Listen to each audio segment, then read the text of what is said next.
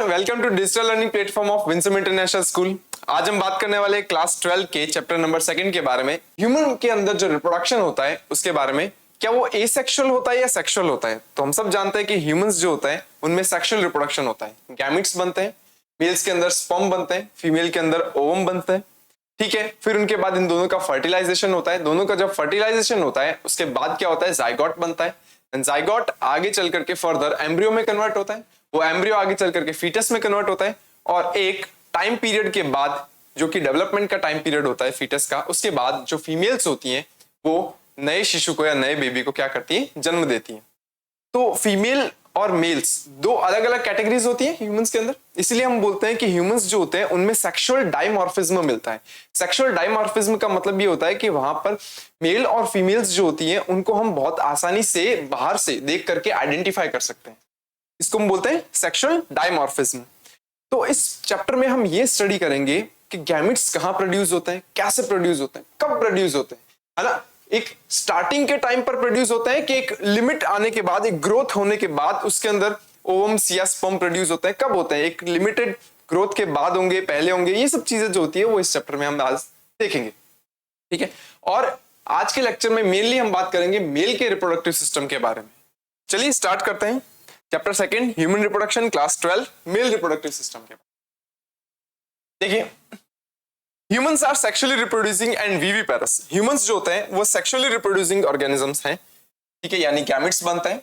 और विविपेरस है। विविपेरस का मतलब क्या होता है, आपको पता है? विविपेरस का मतलब होता है कि ऐसे ऑर्गेनिजम्स जो अपने ही जैसे यंग वंस को, यानी अपने ही जैसे बच्चों को जन्म देते हैं, वो अंडे नहीं देते, उनको विविपेरस कहते हैं। The reproductive events of the humans include the formation of gametes। सबसे पहला इवेंट जो होता है वो होता है गैमेट्स का बनना, करेक्ट। इस प्रोसेस को क्या बोलते हैं, गैमेटोजेनेसिस कहते हैं। गैमेटोजेनेसिस टर्म जो होता है वो गैमेट्स के फॉर्मेशन के लिए यूज में ली जाती है। नंबर 2, जैसे देखो, sperm in males and ovum in females. तो स्पर्म बनते हैं मेल्स के अंदर, ओवम बनते हैं फीमेल्स के अंदर। तो पहला स्टेप क्या हुआ, फॉर्मेशन ऑफ गैमेट्स, जिसको क्या बोलते हैं, गैमेटोजेनेसिस। उसके बाद सेकेंड स्टेप क्या है, transfer of sperms into the female genital tract. यानी कि उसके बाद स्पर्म और ओवम बन जाते हैं। उसके बाद क्या होता है, स्पर्म्स को फीमेल के रिप्रोडक्टिव जेनिटल ट्रैक्ट जो होता है उसके अंदर ट्रांसफर किया जाता है। इस प्रोसेस को ना इंसेमिनेशन कहते हैं, that is called insemination.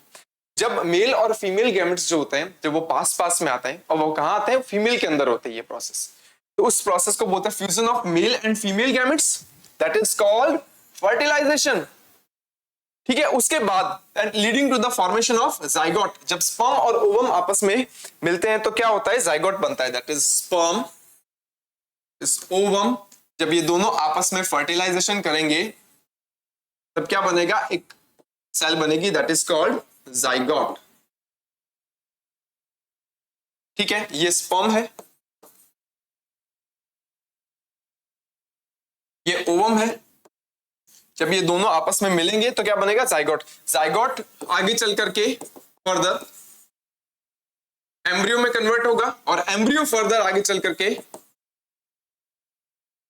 Foetus में बदलेगा। और फीटस जो होता है, अच्छा, एम्ब्रियो और फीटस में फर्क क्या होता है, what is the difference between embryo and foetus. Embryo जो होता है वो क्या होता है, होमोजीनियस सेल्स का एक ग्रुप होता है, मतलब सेल्स का गुच्छा है एक तरीके से। लेकिन जब उस सेल के अंदर डिफरेंशिएशन चालू हो जाता है, यानी हाथ पांव, ब्रेन, ठीक है ना, हार्ट, इन सब का डेवलपमेंट स्टार्ट हो जाता है, then it is called foetus, correct.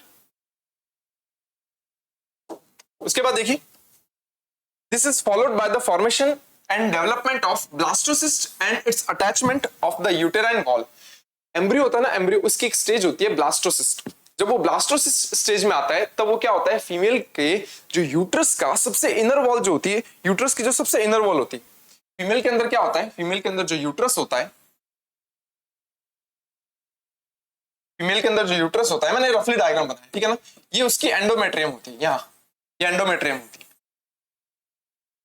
तो जो ब्लास्टोसिस्ट नाम की जो स्टेज आती है एम्ब्रियो के अंदर, उस दौरान क्या होता है, ये इस जगह पर एंडोमेट्रियम पर आकर के यहाँ चिपक जाता है, और फिर उसके बाद उसका फर्दर डेवलपमेंट होता है। ठीक है, तो वो जो चिपकने की प्रोसेस है ना, उस चिपकने की प्रोसेस को क्या बोलते हैं, इम्प्लांटेशन। वो इम्प्लांट हो गया फीमेल की एंडोमेट्रियम में, that process is called implantation. Then embryonic development start होगा, ठीक है, एम्ब्रियोनिक डेवलपमेंट का जो पीरियड होता है ना उसको हम गैस्ट्रेशन पीरियड बोलते हैं। फीमेल्स के अंदर ये क्या होता है, ह्यूमंस के अंदर देखा जाए तो 9 महीने का होता है ये गैस्ट्रेशन पीरियड, जिसमें क्या होता है एम्ब्रियो, फीटस और उसका डेवलपमेंट होता है। एंड आफ्टर देन जब उसका फुल्ली डेवलपमेंट हो जाता है, then the delivery the baby, that process is called parturition. तो नए यंग वंस को जन्म देने की जो प्रोसेस होती है उसको क्या बोलते हैं, पार्चुरेशन कहते हैं।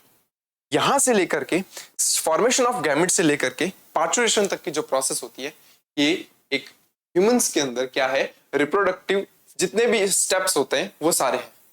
ठीक है,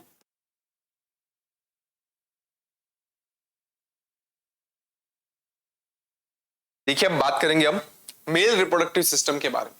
मेल रिप्रोडक्टिव सिस्टम जो होता है उसके बारे में कुछ खास बातें बता देता हूं मैं।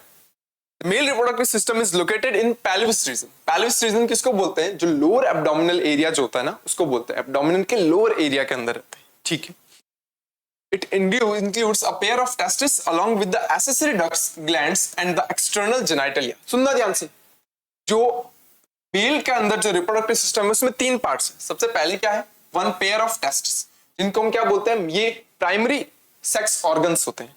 ठीक है, उसके बाद कुछ एसेसरी डक्ट्स आती है, कुछ एसेसरी डक्ट्स आती है, फिर कुछ एसेसरी ग्लैंड्स आती हैं और एक्सटर्नल जेनाइटलिया आता है। सुनना ध्यान से, क्या होता है, फीमेल और मेल के अंदर जो भी रिप्रोडक्टिव ऑर्गन्स होते हैं ना उनको ना हम अलग अलग पार्ट्स में बांटते हैं। तो मैं सबसे पहला बोलता हूं पेयर ऑफ टेस्टिस, ये प्राइमरी सेक्स ऑर्गन्स होते हैं। ठीक है, प्राइमरी सेक्स ऑर्गन्स वो होते हैं जिनके अंदर गैमिट्स बनते हैं और गैमिट्स मैच्योर होते हैं, उन्हें हम क्या बोलते हैं, प्राइमरी सेक्स ऑर्गन्स। मेल्स के अंदर क्या होते हैं, वन पेयर ऑफ टेस्टिस, वो क्या होते हैं, प्राइमरी सेक्स ऑर्गन्स होते हैं। इसके अलावा जो अदर सेक्स ऑर्गन्स होते हैं वो क्या काम करते हैं, वो गैमिट्स के ट्रांसफर में हेल्प करते हैं। ठीक है, उसके बाद जो इंटरकोर्स होता है उसको सुटेबल बनाते हैं। तो ये एसेसरी डक्ट्स होती है, ग्लैंड्स जो होती है, एक्सटर्नल जेनाइटलिया होता है, ये सब क्या करता है, गैमेट ट्रांसफर में क्या करता है, हेल्प करते हैं।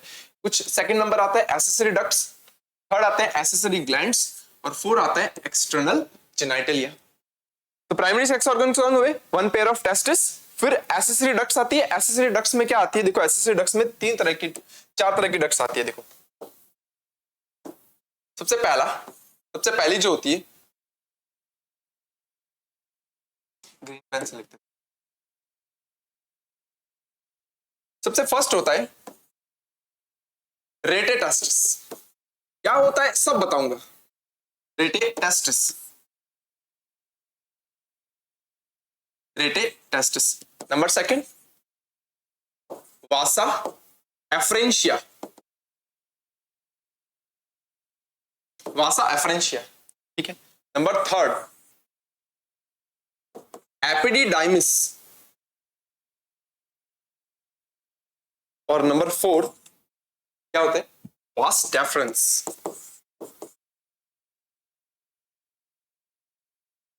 ये 4 जो होती है, रेटेटेस्टिस, वासा एफ्रेंशिया, एपिडिडाइमिस और वास डेफरेंस, ये 4 एसेसरी डक्ट्स होती हैं एक मेल के अंदर रिप्रोडक्टिव सिस्टम। इसके अलावा एसेसरी ग्लैंड्स क्या होती है, एसेसरी ग्लैंड्स 3 तरह की होती है। इसको रेड पेन से लेता हूं। एसेसरी ग्लैंड्स जो होती है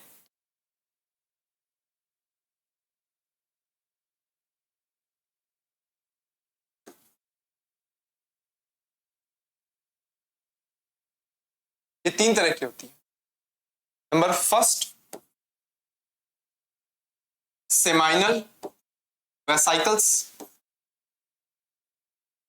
नंबर सेकंड प्रोस्टेट ग्लैंड, और number third bulbourethral gland.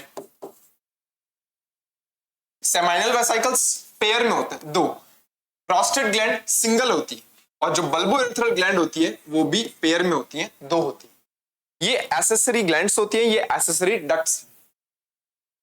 अब इनकी लोकेशन देखते हैं, कहां कहां होती है, क्या क्या होती है। देखो अगर मैं बात करूं सबसे पहले टेस्टिस के बारे में, तो टेस्टिस जो होते हैं वो एक पेयर में होते हैं। ठीक है, कितने होते हैं, 2 होते हैं, पेयर में है तो। एक थैले जैसी स्ट्रक्चर में लगे होते हैं, उस थैले जैसी स्ट्रक्चर को क्या बोलते हैं, स्क्रोटम। स्क्रोटम कहते हैं इसको। स्क्रोटम के अंदर टेस्टिस जो होते हैं वो लोकेटेड होते हैं, यहां लिख देता हूं इस जगह, ये टेस्टिस जो है ये लोकेटेड पेयर में होते हैं, ये मैंने एक दिखाया, एक ठीक इसके पीछे हो, पेयर में होते हैं टेस्टिस, ठीक है। ये टेस्टिस जो होते हैं वो एक स्पेशल तरह की मसल के थ्रू क्या होते हैं, स्क्रोटम से जुड़े हुए होते हैं। इस मसल को क्या बोलते हैं, गुबेर्निकुलम कहते हैं, गुबेर्निकुलम। ये टेस्टिस है और ये मसल जो होती है इसको गुबेर्निकुलम कहते हैं, जो क्या करती है, टेस्टिस की पोजीशन को मेंटेन रखने का काम करती है ये मसल्स जो, ठीक है। अब एक बात सुनो, बहुत सारे बच्चों को दिक्कत आती है कि सर स्क्रोटम और स्क्रोटल सैक क्या होते हैं, स्क्रोटम और स्क्रोटल सैक क्या है, अलग अलग है या एक ही है। मोस्ट ऑफ द स्टूडेंट ये समझते हैं कि स्क्रोटम और स्क्रोटल सैक एक ही है, बट ये रॉन्ग है। स्क्रोटम और स्क्रोटल सैक जो है वो अलग अलग स्ट्रक्चर्स हैं। देखो होता क्या है, टेस्टिस की अगर मैं बात करूं ना, तो टेस्टिस जो होता है वो एक ऐसे सैक लाइक स्ट्रक्चर में होता है, दैट इज कॉल्ड स्क्रोटम, है ना। उस स्क्रोटम के अंदर दो छोटे छोटे और सैक होते हैं, इनको बोलते हैं स्क्रोटल सैक, इनको बोलते हैं स्क्रोटल सैक। अलग अलग होते हैं स्क्रोटल सैक और इनके अंदर टेस्टिस लोकेटेड होते हैं ऐसे। तो स्क्रोटम वो एक सिंगल स्ट्रक्चर है और स्क्रोटल सैक दो अलग अलग स्ट्रक्चर्स जिनके अंदर एक एक क्या है, टेस्टिस लगा हुआ होता है। तो स्क्रोटम और स्क्रोटल सैक आज के बाद एक ही है, ये मत कहना। उसके बाद देखो टेस्टिस के पीछे की तरफ एक एक्सेसरी ग्लैंड लगी होती है जिसको हम बोलते हैं एपिडिडाइमस। ये एपिडिडाइमस है,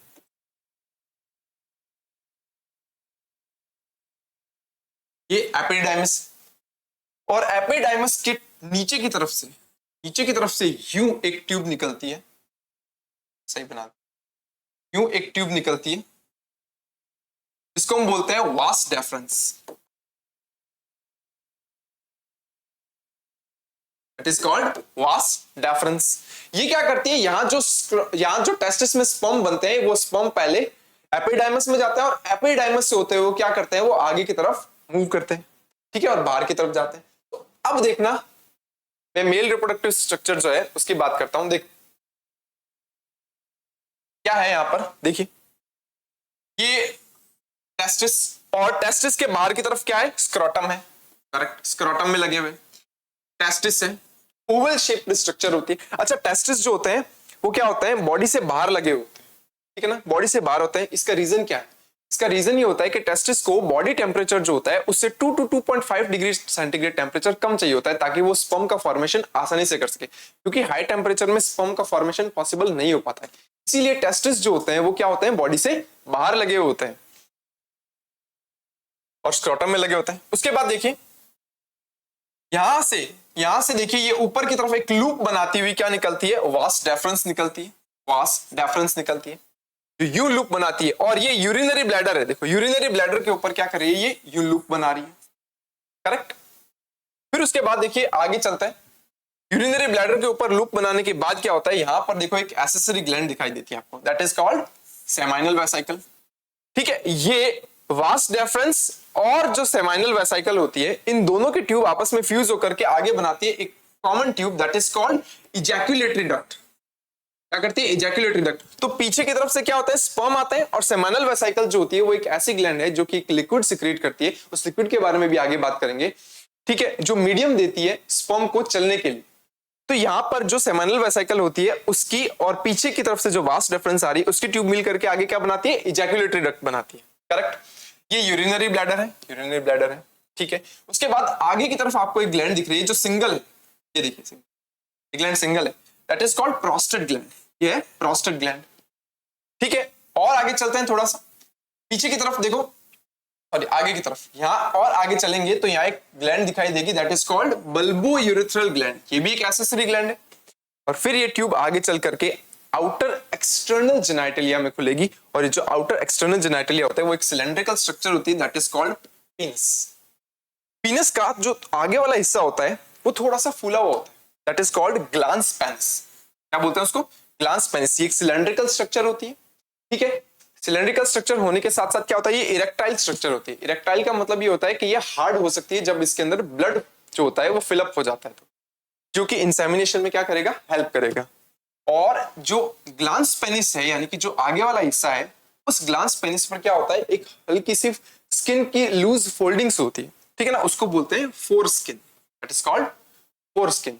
तो यहां पर अगर मैं देखा जाए तो ये पूरा मेल रिप्रोडक्टिव सिस्टम जो है इसके एसेसरी ग्लैंड्स, मेन ऑर्गन्स जो होते हैं, ठीक है, एक्सटर्नल जेनिटलिया, इसके बारे में बात की। ये पीछे की तरफ रेक्टम और एनस होता है जो कि डाइजेस्टिव सिस्टम का हिस्सा है, करेक्ट। ऊपर की तरफ ये यूरेटर है जहां से यूरिन आएगा, यूरिन यहाँ स्टोर होगा और यहीं से होकर के बाहर निकलेगा। आपको पता है क्या, ये वाला जो पोर्शन होता है, ये वाला पोर्शन, ये जो ट्यूब जो बाहर निकल रही है, दैट इज कॉल्ड यूरेथ्रा। इसी का एक और नाम दे देते हैं, इसी को हम बोल देते हैं यूरियोजेनिटल ट्रैक्ट। इसको यूरियोजेनिटल ट्रैक्ट क्यों बोलते हैं? यूरियो का मतलब होता है यूरिन, जेनिटल का मतलब होता है स्पर्म या ओवम जो भी होता है, ठीक है ना।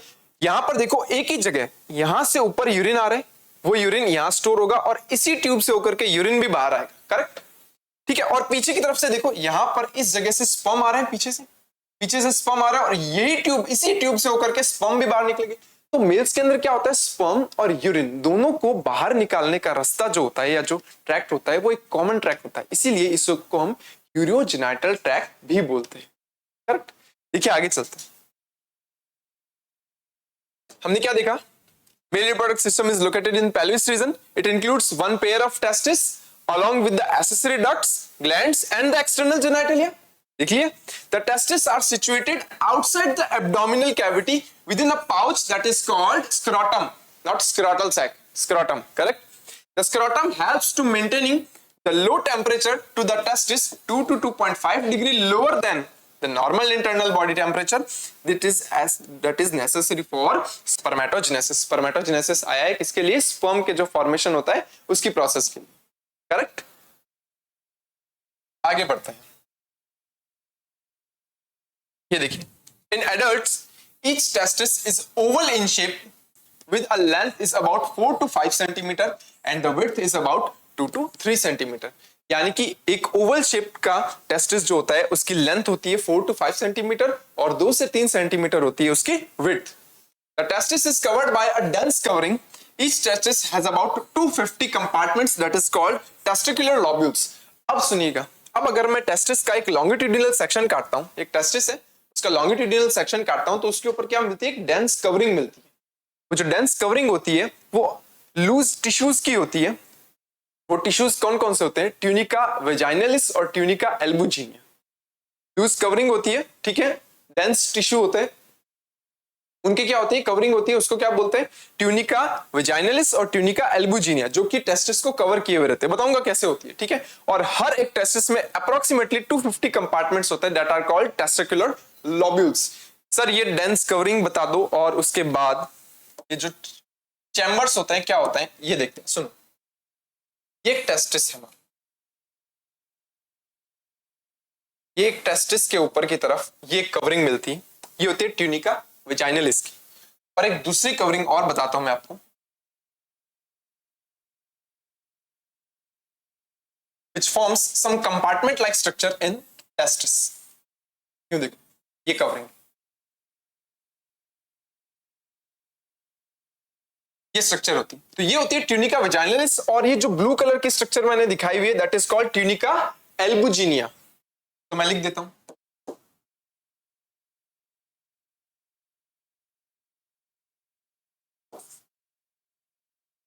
ट्यूनिका वेजाइनलिस और second one is tunica albuginea, जो क्या करती है? कुछ कंपार्टमेंट लाइक स्ट्रक्चर बनाती है। इन्हीं को हम क्या बोलते हैं? टेस्टिकुलर लोब्यूल्स, टेस्टिकुलर कंपार्टमेंट्स भी बोल सकते हैं, ठीक है। ट्यूनिका एल्बुजिनिया, ठीक है। कितने होते हैं? कितने होते हैं ये कंपार्टमेंट्स? कितने होते हैं?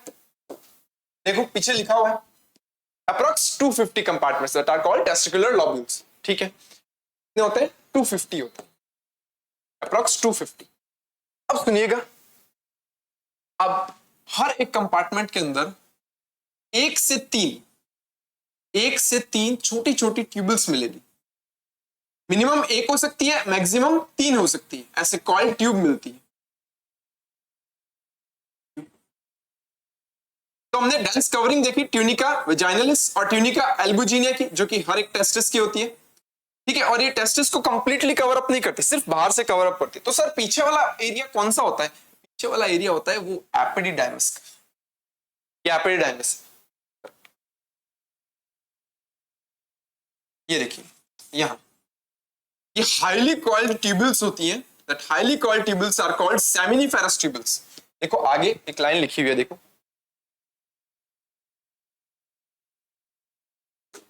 देखो, each lobule contains 1 to 3 highly coiled seminiferous tubules in which sperms are produced। और इन्हीं ट्यूबल्स में क्या होता है, स्पर्म्स बनते हैं। देखो ये रही वो ट्यूब्स, ये रही highly coiled tubes called seminiferous tubules. Correct, ये मैंने बनाई सेमिनिफेरस ट्यूबल्स।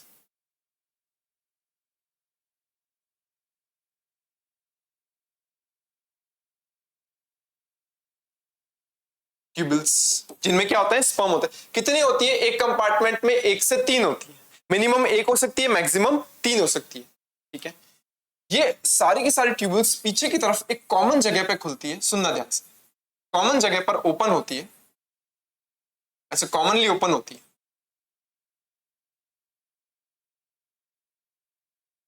कॉमनली ओपन होती है, उस जगह को क्या बोलते हैं, rete testis. That is called rete testis. अब रेटे टेस्टिस से क्या होता है, कुछ छोटी छोटी सी पतली पतली ट्यूब्स बाहर निकलती है जो कि स्पर्म ट्रांसफर करेगी। यहां स्पर्म बने, यहां से रेटे टेस्टिस में निकले, और रेटे टेस्टिस से वो आगे चल करके एपिडिडाइमस में जाएंगे। इनको बोलते हैं, इन ट्यूब्स को बोलते हैं वासा एफ्रेंशिया। वासा एफ्रेंशिया कहते हैं इनको, जो कि स्पर्म को आगे ट्रांसफर करती है। कितनी होती है, 8 to 12 होती है, 8 to 12 होती है। और अगर मैं बात करूं पीछे की तरफ, ये जहां खुलती है, ये क्या है, एपिडिडाइमस। ये एपिडिडाइमस में ये बहुत हाईली कॉइल्ड ट्यूब्स बनाती है। यहाँ कुछ टाइम के लिए स्पर्म्स जो होते हैं वो रुकते हैं, उनको न्यूट्रिशन दिया जाता है। देन इस एपिडाइमस के नीचे की तरफ से एक ट्यूब निकलती है, जो कि वही ऊपर की तरफ कहां, यूरिनरी ब्लैडर के ऊपर लूप बनाती है और फिर आगे चलती है। करेक्ट, तो ये जो ट्यूब होती है उसको बोलते हैं वास डेफरेंस। सुना, वासा एफ्रेंशिया और वास डेफरेंस में कंफ्यूज मत होना। वासा एफ्रेंशिया छोटी छोटी सी ट्यूब्स है, एंड वास डेफरेंस वो बड़ी सी ट्यूब है जो आगे स्पर्म को ट्रांसफर करेगी। मैं बोल देता हूं वास डेफरेंस। करेक्ट, ये वास डेफरेंस निकलती है, ये टेस्टिस की बात चलती है। देखो इस जगह पर बताता हूं मैं, देखो ये रही ट्यूनिका वेजाइनलिस, ये जो ब्लू कलर की दिखा रखी है दैट इज ट्यूनिका एल्बुजिनिया। ठीक है, उसके अंदर हाईली कॉइल्ड ट्यूब्स है, ये टेस्टिकुलर कंपार्टमेंट्स है। ठीक है, यहां पर ये हिस्सा रेटे टेस्टिस का है, और पीछे की तरफ जो ट्यूब्स खुल रही है देखो, दैट आर वासा एफ्रेंशिया। ठीक है, और जो लंबी सी ट्यूब निकल रही है, लंबी सी ट्यूब निकल रही है, that is vas deferens. It is called vas deferens. तो क्या है, देखो each lobule contains 1 or 3 highly coiled seminiferous tubules in which sperms are produced। Correct, अब है ना इनके ना ये जो ट्यूब्स है ना, 1 से 3 की ट्यूब्स जो है, अब इन ट्यूब्स की इनर लाइनिंग में क्या दिखता है, मैं वो बात करता हूं। यहां पर स्पर्म बनते कैसे हैं सर, एक बात बता दो। देखो आपने देखा है, जैसे एक पाइप होता है, एक पाइप, ठीक है ना, ये पाइप है, इसकी इनर लाइनिंग कैसी होती है, इसकी इनर लाइनिंग जो है उसकी बात करता हूं। तो एक सेमिनिफेरस ट्यूबल जो होती है उसकी इनर लाइनिंग कैसी होती है, मैं उसकी बात करता हूं। देखो ये एक सेमिनिफेरस ट्यूबल, ये मान लो दूसरी सेमिनिफेरस ट्यूबल, ये मान लो तीसरी है। 1 से 3 होती है ना, तो उसके इनर लाइनिंग में क्या होता है, कुछ ऐसे सेल्स लगी हुई होती है, क्यूबॉइडल सेल्स। ठीक, ऐसे क्यूबॉइडल सेल्स लगी होती है। इनको क्या बोलते हैं, इनको बोलते हैं मेल जर्म सेल्स। इन्हीं का एक और नाम होता है स्पर्मेटोगोनिया। इनको बोलते हैं मेल जर्म सेल्स, और इन्हीं का एक और नाम क्या होता है, स्पर्मेटोगोनिया।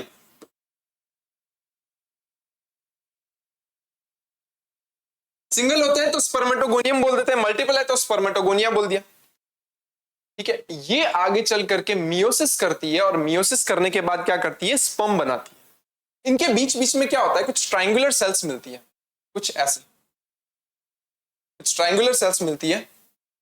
क्यों क्यों ऐसे ट्रायंगुलर सेल्स होती है। ये ट्रायंगुलर सेल्स जो होती है ना, इनको क्या बोलते हैं, इनको बोलते हैं सर्टोली सेल्स। सर्टोली सेल्स कहते हैं, या इन्हीं का एक और नाम होता है नर्व सेल्स, ठीक है ना। ये क्या करती है, सर्टोली सेल्स या नर्व सेल्स जो होती है वो स्पर्म्स को, जो स्पर्म बन रहे हैं उनको क्या करती है, आगे न्यूट्रिशन देने का काम करती है। तो जब स्पर्म बन रहे होते हैं तो ये क्या होता है, उनको जो हेड होता है, स्पर्म का जो हेड होता है, वो हेड इनके अंदर धंसा हुआ रहता है सर्टोली सेल्स में। इसीलिए पता है क्या, इनको नर्व सेल्स भी बोलते हैं, कि न्यूट्रिशन देती है डेवलपिंग स्पर्म्स को। अब इन ट्यूब्स के बाहर की तरफ का जो स्पेस होता है ना, बाहर जो स्पेस होता है उसको हम बोलते हैं इंटरस्टिशियल स्पेस। ये स्पेस है बाहर का, जो बाहर का स्पेस है that is called interstitial space. इसमें क्या मिलता है, इसमें स्पेशल तरह की सेल्स मिलती है। उन स्पेशल तरह की सेल्स को क्या बोलते हैं, इंटरस्टिशियल स्पेस है, उसके अंदर स्पेशल तरह की सेल्स है, ऐसे गुच्छा बना करके मिलती है। उन सेल्स को क्या बोलते हैं, लीडिंग सेल्स। लीडिंग सेल्स बोलते हैं उनको। क्या होती है, लीडिंग सेल्स। या इन्हीं का एक और नाम होता है इंटरस्टिशियल सेल्स। क्यों, क्योंकि इंटरस्टिशियल स्पेस में मिल रही है, जो ट्यूब्स के बीच बीच में जो स्पेस होता है that is called interstitial space. और इस स्पेस में जो सेल्स मिलेगी that are called interstitial cells और लीडिंग सेल्स। क्या करती है, लीडिंग सेल्स जो होती है उनका मेन काम होता है कि वो एंड्रोजन सिक्रेट करती है। एंड्रोजन सिक्रेट करती है। एंड्रोजन हार्मोन्स के ग्रुप को बोलते हैं, और जिसमें से एक मेन हार्मोन होता है क्या, टेस्टोस्टेरोन। टेस्टोस्टेरोन सिक्रेट करती है। टेस्टोस्टेरोन का काम क्या होता है, टेस्टोस्टेरोन के बहुत सारे काम होते हैं। वो सबसे पहले तो बात करूं, वो मेल के सेकेंडरी सेक्सुअल कैरेक्टर्स डेवलप करवाता है। दाढ़ी मूंछ का आना, ठीक है, सिर शरीर पे बालों का आना, शोल्डर्स का ब्रॉड हो जाना, ठीक है, और इसके अलावा आवाज जो होता है वो भारी हो जाना, ये सारी चीजें होती है। इसके अलावा वो स्पर्म फॉर्मेशन की प्रोसेस को भी तेज करता है, यानी स्पर्मेटोजेनेसिस की प्रोसेस को भी सपोर्ट करता है वो एंड्रोजन्स, और उसमें भी टेस्टोस्टेरोन। तो यहाँ ये जो सेल्स होती है इनके अलग अलग काम होते हैं। मेल जर्म सेल्स या स्पर्मेटोगोनिया जो होती है वो आगे मियोसिस के थ्रू क्या करती है, स्पर्म्स बनाती है। आगे अगर मैं बात करूं, यहाँ पर ट्रायंगुलर सेल्स होती है that are called Sertoli cells और नर्व सेल्स। क्या काम करती है, सर्टोली सेल्स और नर्व सेल्स जो होती है वो स्पर्म्स को, डेवलपिंग स्पर्म्स को न्यूट्रिशन देती है। और जो आउटर पार्ट में देखा जाए तो लीडिंग सेल्स होती है वो एंड्रोजन या टेस्टोस्टेरोन सिक्रेट करती है। ये इंटरस्टिशियल स्पेस में और क्या होता है, इंटरस्टिशियल स्पेस में क्या होता है, कुछ नर्व्स मिलती है। क्या होते हैं, कुछ नर्व्स मिलती हैं, ठीक है। इसके अलावा कुछ पतली पतली ब्लड कैपिलरीज भी मिल सकती है। ब्लड कैपिलरीज होती है जो ब्लड सपोर्ट करती है, ब्लड को आगे ट्रांसपोर्ट करती है। तो ब्लड को ट्रांसपोर्ट, अरे ये सेल्स है ना, सेल्स है, न्यूट्रिशन नहीं चाहिए क्या, जिंदा सेल्स है, न्यूट्रिशन नहीं चाहिए, ऑक्सीजन नहीं चाहिए क्या इनको, बिल्कुल चाहिए होती है। तो ऑक्सीजन सप्लाई कौन करेगा, फूड सप्लाई कौन करेगा, ब्लड वेसल्स चाहिए इसके लिए, ब्लड वेसल्स होती है, ठीक है। इसके अलावा यहां पर कुछ स्पेशल टाइप की WBC भी प्रेजेंट होती है। कुछ स्पेशल टाइप की WBC भी प्रेजेंट होती है जो इम्यूनिटी से रिलेटेड है। स्पेशल टाइप की क्या होती है, WBC भी प्रेजेंट होती है जो इम्यूनिटी से रिलेटेड, ठीक है। ये वो इन्फेक्शन नहीं होने देती है। तो आप देखो इसके आगे की बात करते हैं।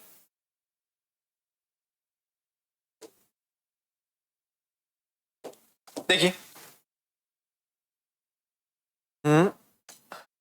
यहां की बात करते हैं पहले। देखो, each seminiferous tubule is aligned on its inside two types of cells called male germ cells, जिनको हम स्पर्मेटोगोनिया बोलते हैं, और सर्टोली सेल्स बोलते हैं जी, ठीक है। The male germ cells undergo the meiotic divisions, finally leading to the sperm formation, while the Sertoli cells provide nutrition to the germ cells, ठीक है। डेवलपिंग स्पर्म्स को, वो germ cells को न्यूट्रिशन देती है, ठीक है। The region outside the seminiferous tubules are called interstitial space. Region जो होता है उसको interstitial space बोलते हैं, that contains small blood vessels, correct? Interstitial cells भी बोलते हैं, या फिर इनको leading cells भी बोलते हैं, ठीक है। Leading cells synthesize and secrete testicular hormones called androgens, देखा अभी। Other immunologically, ठीक है, competent cells are also present. Immunologically competent cells जो है ना वो स्पेशल टाइप की WBC के लिए आए हैं। ये वो WBC अभी बताई थी ना, उसके लिए आए। तो यहां देखिए, यहां अंदर की तरफ मिलती है, ये देखो ये रही सर्टोली सेल्स, ठीक है। ये स्पर्मेटोगोनियम है, यानी एक सिंगल सेल को दिखा रखा है। बाहर की तरफ लीडिंग सेल्स दिखाई हुई है, ठीक है। उसके बाद ये कुछ बेसल लैमिना होता है जो कुछ एक्स्ट्रा कवरिंग्स मिलती है इनके ऊपर। तो ये सेमिनिफरस ट्यूबल्स और उसके अंदर की सेल्स जो है उनके बारे में बात की। देखिए आगे की तरफ, ठीक है, इस डायग्राम में क्या दे रखा है, इस डायग्राम में बता रखा है ये टेस्टिस है, टेस्टिस के पीछे की तरफ एपिडाइमस दिखा रखा है, एपिडाइमस के ऊपर से यहां से होती हुई एक ट्यूब आ रही है, that is called vas deferens. ठीक है, छोटी छोटी अंदर की तरफ ट्यूबल्स होती है, that are called vasa efferentia. ये आकर के खुलती है किस तरफ, यहां देखो ये जगह, ये है क्या, सेमाइनल वेसिकल्स। ठीक है, फिर आगे चल करके देखा तो ये प्रोस्टेट ग्लैंड, यहां दो पेयर में बल्बोइरेथ्रल ग्लैंड, और that is structure is called penis. आगे पेनिस की स्ट्रक्चर बताऊंगा। ठीक है ना, पेनिस के अंदर कुछ टिश्यू होते हैं, ठीक है, जो कि इरेक्टाइल होते हैं। कैसे होते हैं वो आगे थोड़ी देर में बात करेंगे। The male sex accessory ducts include rete testis, correct, rete testis थे, vasa efferentia, vasa efferentia, epididymis and vas deferens. मैंने चार बताई थी एक्सेसरी डक्ट्स, रेटेटेस्टिस बताई थी, वासा एफ्रेंशिया बताई थी, एपिडाइमस बताया था और वास डेफरेंस बताया था, correct. The seminiferous tubules of the testis open into the vasa efferentia through the retetestis। देखो यही तो थी वो स्ट्रक्चर। यहां पर ये पीछे की तरफ रेटेटेस्टिस था, ठीक है, रेटेटेस्टिस था, और उसके पीछे की तरफ क्या थी, वासा एफ्रेंशिया, वास एफ्रेंशिया थी। ठीक है, तो ये क्या होती है, ये रेटेटेस्टिस होता है, और उसके ठीक पीछे की तरफ 8 से 12 क्या होती है, वास एफ्रेंशिया होती है, या वासा एफ्रेंशिया भी बोल सकते हैं इसको। क्या लिखा हुआ है, the seminiferous tubules is often testis of the testis open into the vasa efferentia through the retetestis। यानी seminiferous tubules, then retetestis, then vasa efferentia, correct। the vasa efferentia leave the testis and open into the epididymis। vasa efferentia जो होती है वो आगे चलकर क्या करती है, epididymis में ओपन होती है, located along the posterior surface of each testis, जो कि testis के पीछे वाले सरफेस पे होता है। देखो ये हर testis के पीछे के सरफेस पे लगा हुआ है, ठीक है। The epididymis leads to the vas deferens that ascends to the abdomen and loops over the urinary bladder।